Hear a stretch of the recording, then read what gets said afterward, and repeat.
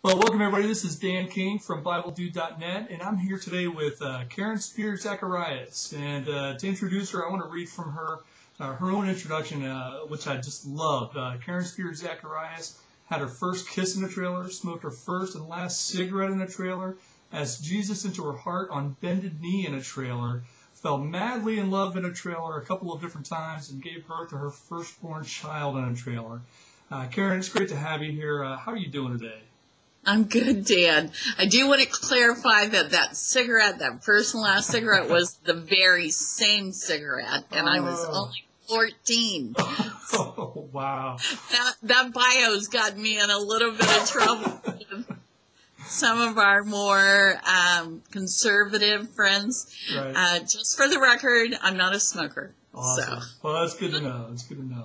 The last part was good enough for me. I just used to smoke quite a few years myself, but yeah, I gladly gave that bad habit up a long time ago. So, Right. Yeah. So Karen, your latest book is "Will Jesus Buy Me a Double Wide Because I Need More Room for My Plasma TV?" Fantastic book. I know a lot of people have saying some great things about it.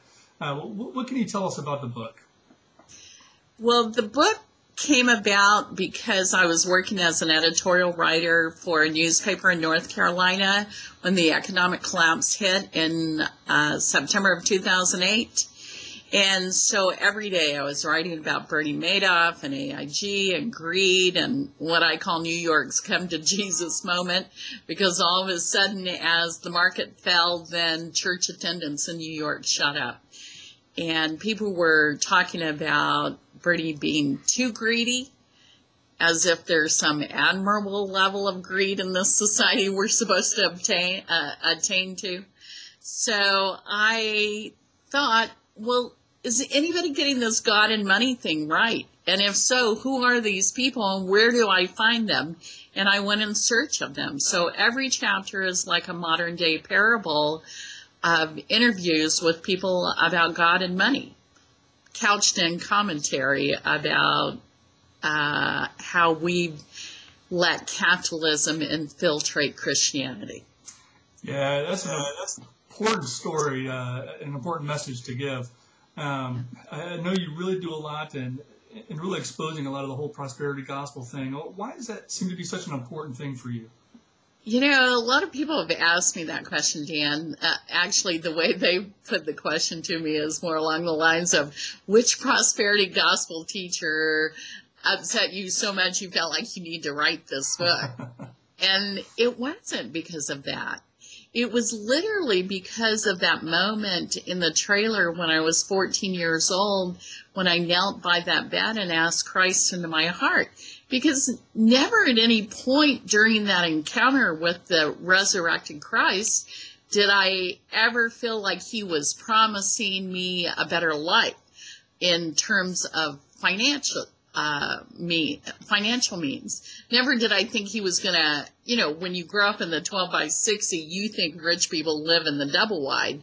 So never at any point during that encounter with Christ did I feel like he was going to give me the double wide, or that he was going to make everything in my life turn out, because he wasn't going to restore a lot of the brokenness that had brought me to that point.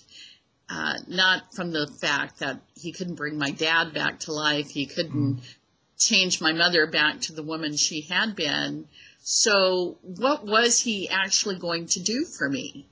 And I think for me, even as a 14-year-old, I grasped that what he was going to do was be with me. Oh, that's awesome. That's awesome. And that's a great message, too. I know I went on a trip to Africa last summer, and when I was over there in Uganda, I remember a young man that I got to be pretty good friends with from over there was telling me quite a bit, too, about how the prosperity gospel over there, too, was even used to lure people in, Right. you know, eventually to be sold into this whole sex slavery and human trafficking kind of thing, stuff like that as well, too. So really, I know there's a lot of big abuses out there with it as well. And here in the United States, I don't know if it's quite that extreme in most cases, but if somebody's watching this, has been burned by prosperity gospel teaching at some point in their life, what would you want to tell them right now? Well, I think that we need to be clear that prosperity gospel teaching doesn't just occur in the church. One of the biggest multinational best-selling books was The Secret, which isn't a Christian book at all, but offers what they call the law of attraction, which I call the flaw of attraction. Right. But I had a woman who read that book, and then she read mine. Now, she was not a believer, but here's what she said.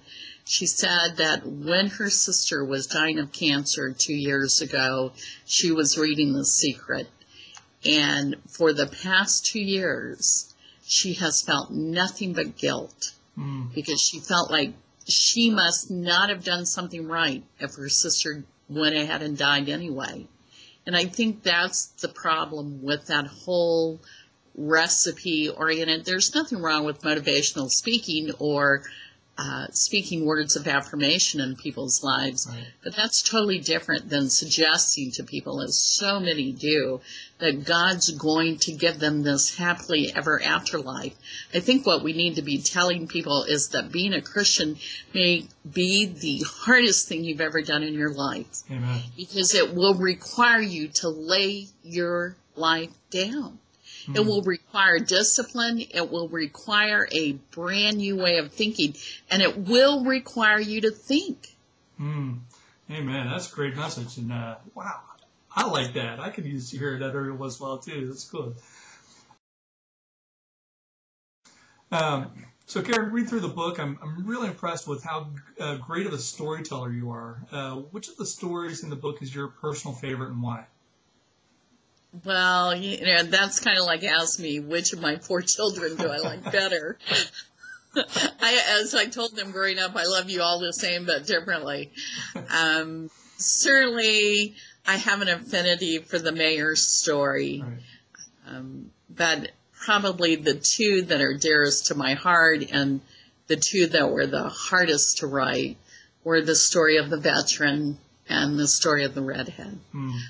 Both very close personal friends of mine, and both gone before the book was published. So wow. That's been very emotionally a difficult journey for me to make as people embrace this book, to have the 2 people that contributed so much value to this book right. to be gone. Yeah, amen. Well, Karen, I thank you so much for your time, and I know I will, and others in the Bible Dude community too will continue to pray for you, and that this book just continues to reach the audience that it needs to reach, that your message will continue to reach the audience it needs to reach. So really appreciate you taking the time to be with us today. And thank you very much. Good job. Thank you.